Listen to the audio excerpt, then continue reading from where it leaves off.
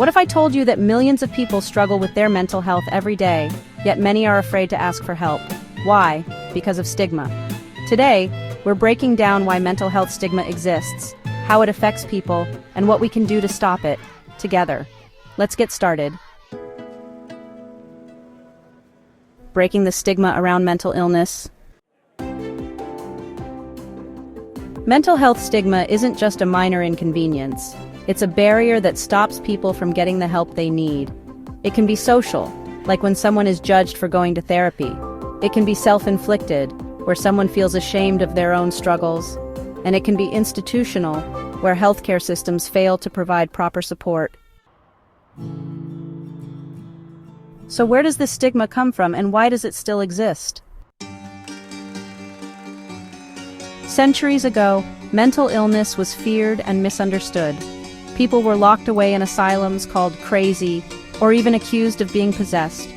Even in the 20th century, treatments like electroshock therapy and forced institutionalization added to the fear and stigma. Thankfully, we've come a long way, but some outdated beliefs still linger today. That's why education and awareness are so important.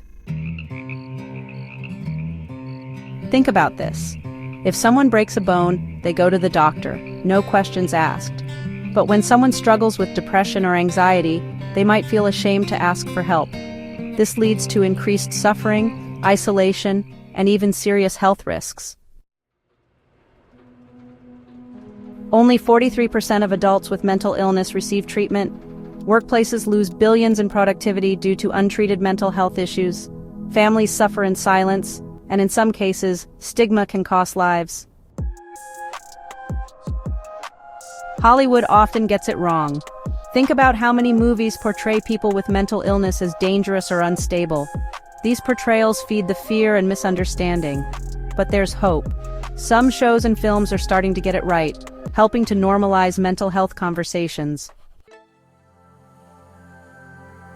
Shows like This Is Us, BoJack Horseman, and the movie A Beautiful Mind are leading the way. They offer more nuanced, compassionate portrayals, helping to shift public perception and encourage open conversations about mental health. So how can we break this cycle? Here are 5 things you can do right now. 1. Educate yourself and others. Learn about mental health conditions and share the facts. 2. Use supportive language. Words matter. Avoid saying things like crazy or weak. 3. Speak openly. If you're comfortable, share your own mental health journey. 4. Support policies that improve mental health care. Vote for better mental health resources in workplaces and schools. And 5. Challenge negative portrayals. Call out misinformation when you see it and support accurate, positive media representation. Before we wrap up, let's address some common questions. Why is there still so much stigma around mental illness? Because misinformation and fear still exist. The more we talk about mental health, the less power stigma has.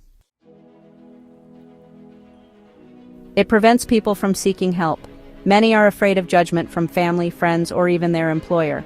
That's why creating a supportive environment is so important. Listen without judgment. Encourage them to seek help, and most importantly, remind them they are not alone. Mental health is just as important as physical health. Breaking the stigma starts with each of us, through education, open conversations, and support. If you found this video helpful, give it a like, share it with someone who needs to hear this, and subscribe for more content on mental health awareness. Together we can end the stigma. Thanks for watching.